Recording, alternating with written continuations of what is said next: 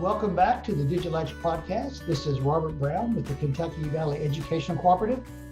Digital Action was developed to inspire creativity and enable educators to network in real time and share professional learning experiences that ensure equity, access, and opportunity for all of the remote areas, regardless of zip code. Through KVEC's learning platform on theholler.org, a collection of free resources and online professional development tools are available to aid in virtual learning and teaching in non-traditional ways.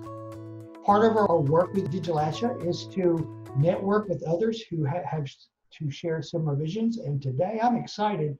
It's a treat for me, and I hope it is for you, because I can't wait to get into this conversation. But I want to welcome National Board Certified Teacher Sarah Bracken, who currently serves as the Refugee Educator Academy Project Consultant of the Center for Learning and Practice with the Carey Institute for Global Good. And Sarah, I hope I said all that correctly. So doing great. It's a long title. All right, so welcome to our podcast, and we're glad to have you here. So Sarah, first of all, tell us about yourself, about your organization, how you got involved in this work, and kind of the big 30,000 foot picture of what you're all about. Okay. Yeah, thanks. Thanks for having me, first of all. I'm really excited to be here and to share what we do. I work specifically with the Refugee Educator Academy. So I was a teacher for a long time, secondary English language arts and social studies teacher. And then I had more and more students who were new to this country in my classes and decided to go back to school and get another certification in language learning. And then I noticed that more and more of my students were coming to our country under circumstances that were, extraordinary, to say the least. And they were unaccompanied minors, asylum seekers, refugees, just full of resilience and funds of knowledge. And I wanted to work more specifically with this population and with their families. I was noticing that just working in the classroom, I wasn't making the impact that I wanted to. And so I started I started a family. So that gave me a nice break from the classroom. And when I decided to go back into education, this opportunity presented itself through a colleague of mine who I'd worked with in the past to start working with the Refugee Educator Academy. And it was perfect for me. So that is how I got here, I guess, is to give that short story. I lived abroad my whole life until I went to college. My dad was a refugee officer with the State Department. So it's always kind of been in the back of my mind to be involved with this community. Yeah. And I noticed on your website, I'm sorry, go ahead. No, go. No, you mentioned refugees, and I noticed on your website, you're talking about there are a lot more folks that are displaced now than before. So do you have an idea how many of these folks we're talking about in a refugee situation? Yeah, current estimates are 79.5 million forcibly displaced people around the world. So these numbers are growing in ways that are pretty terrifying, to think about all that comes with a displacement for a family, not just them uprooting their whole lives and trying to learn about a new culture and a new language, but also I think frequently folks who are displaced and move into a new community are really undervalued, and the expectations are far too low for the contributions that they are ready to make to a community. And I think that one of the coolest parts of my job is that I get to work with teachers who see potential in all of their students. And they are reminders, these teachers are reminders every day of how important it is for us to consider a person's potential beyond maybe a language barrier or a cultural difference. So I feel really excited to have that as part of my life every day. So when you look at that vast number of refugees, along with all the other challenges educators are facing, and we're trying to have a virtual learning world, I was noticing on your website that there are a lot of resources to help, and your organization has currently developed a sustainable learning framework. So talk a bit about that process and the types of learning that will be part of that work. Yeah, thanks for asking. Yeah, so our sustainable learning framework, which was developed by our program director, Dr. Diana Willis, it's this idea that organizations that want to move forward with professional learning should be using evidence-based practices for how learning works. And so our main things is we say the word sustainable, which means that learning is an ongoing process. It's adaptable.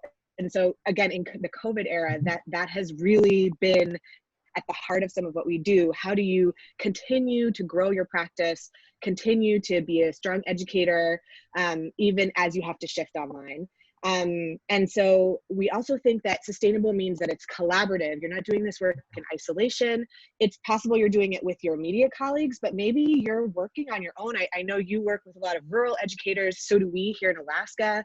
And so my organization is not in Alaska, but that's where I live. And so I'm very aware of sometimes you're the only one, or maybe you're the only English language teacher in your school. So our model allows for collaboration within your own work, but also across networks.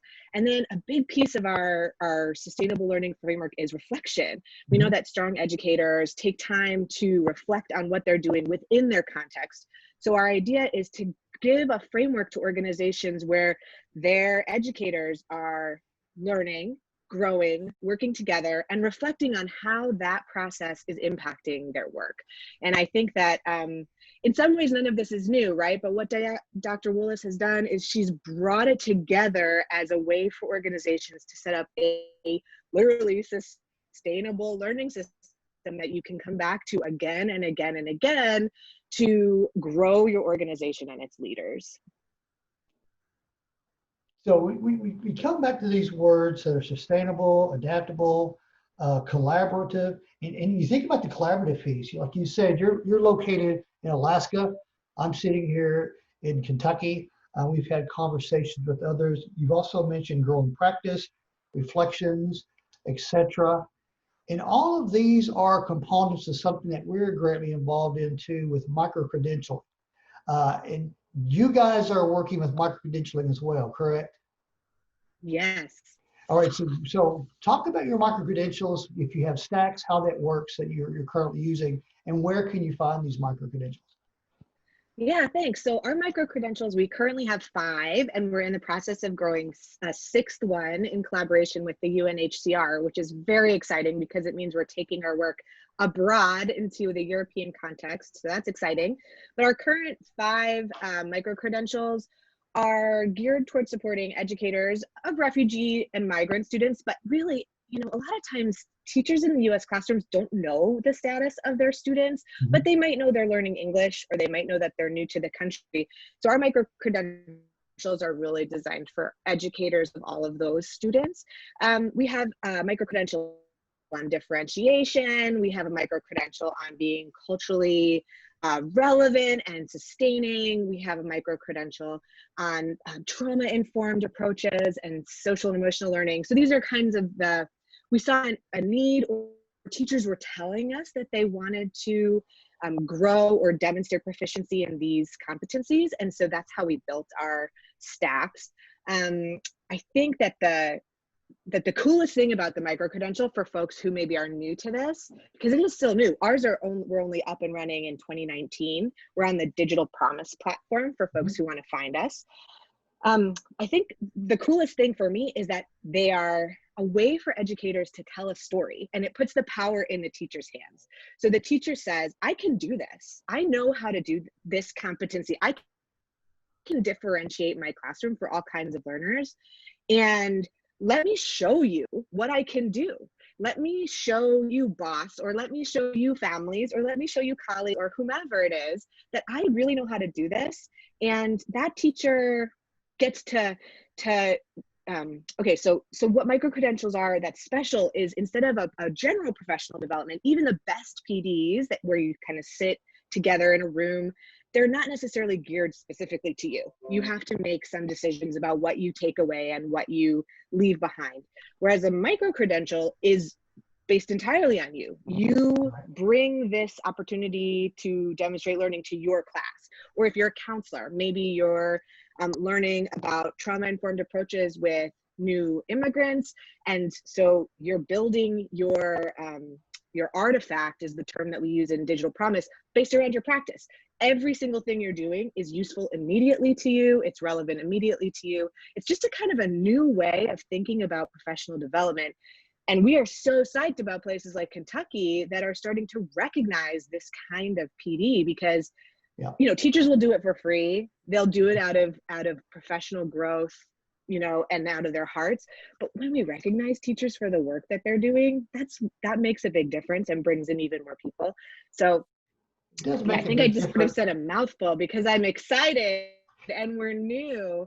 And I feel like, yeah, if you have more specific questions, that's just sort of the surface of what we're doing. Yeah, and what you said there is important because you think about Alaska and Kentucky as well, the way the topography is, and folks are so spread across.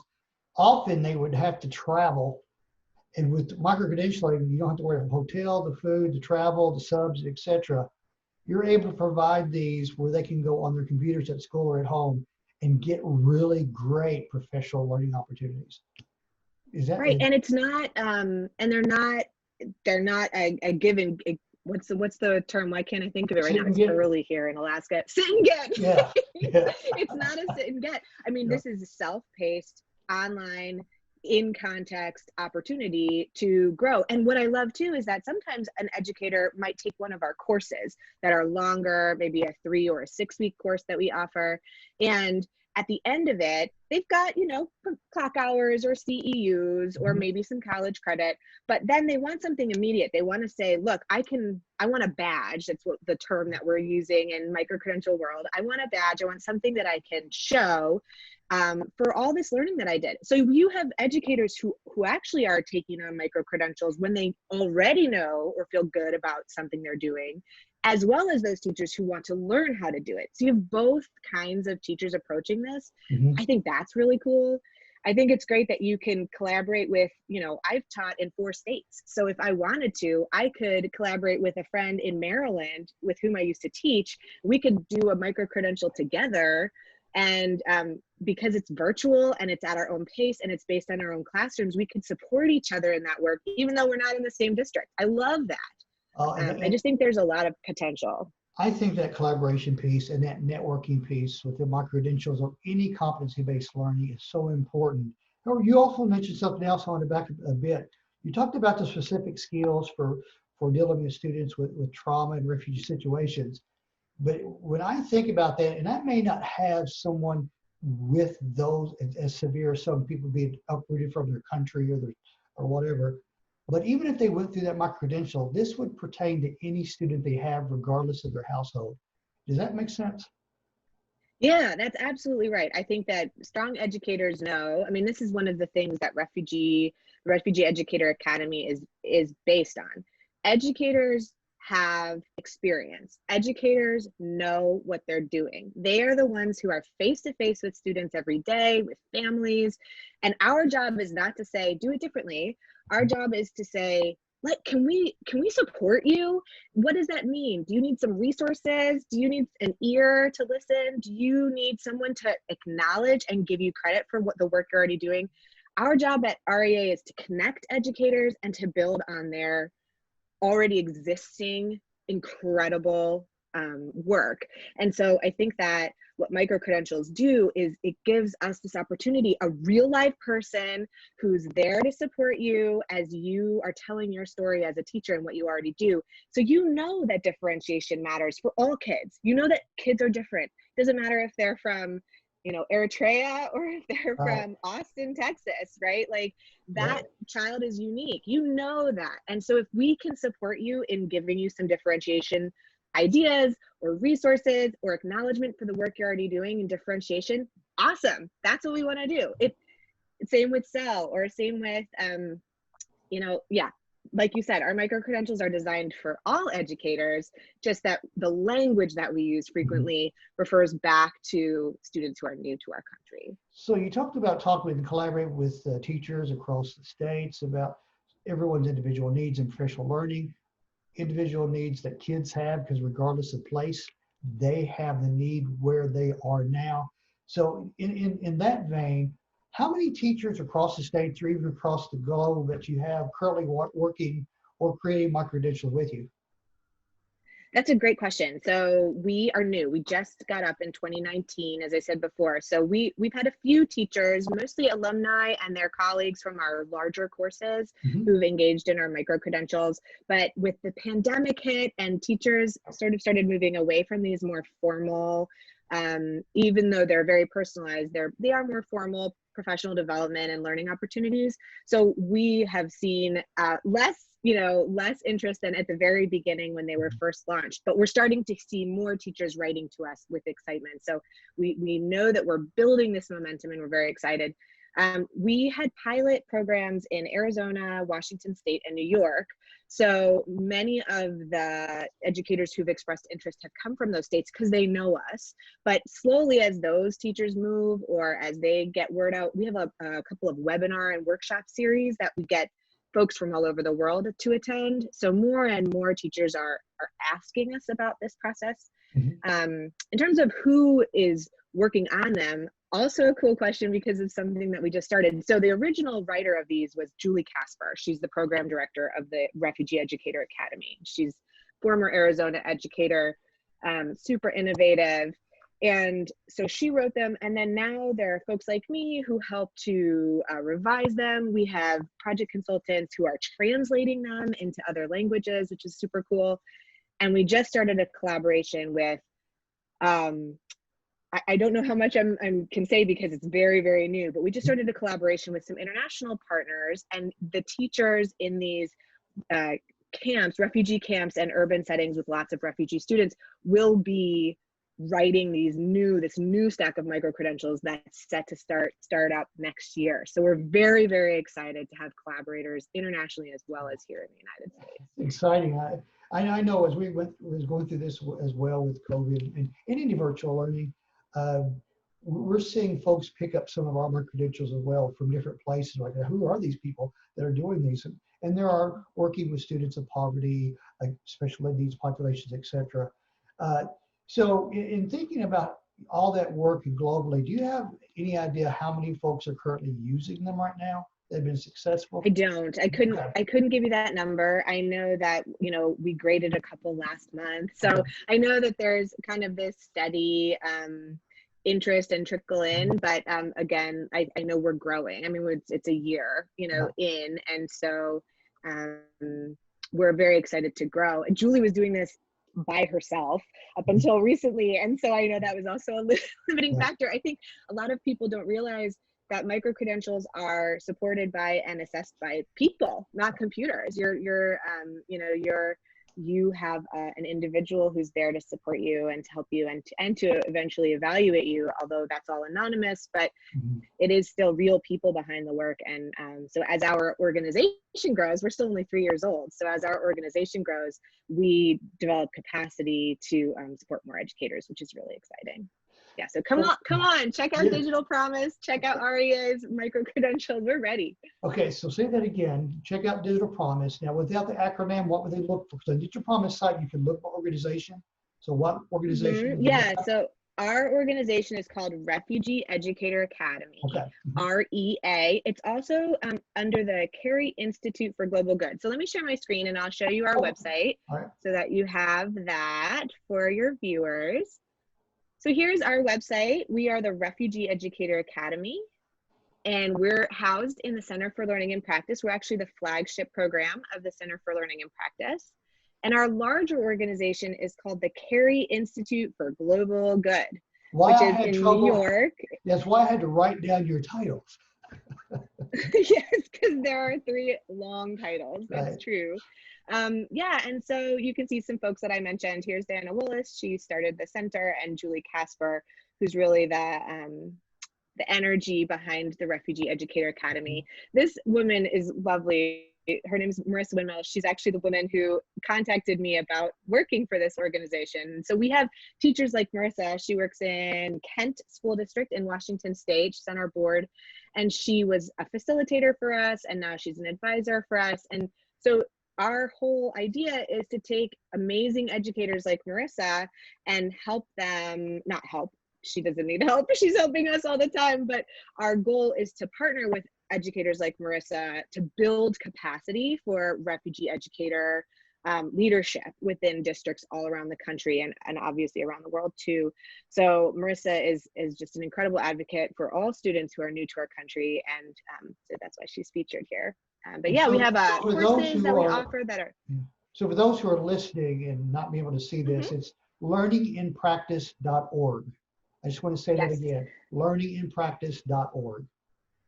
Yes. Okay, go ahead. And yep. And then the Digital Promise website is its own space. And if you go there and you look up the Carey Institute for Global Good is who stamps your badge, who gives you the recognition for your work with a micro-credential in our organization.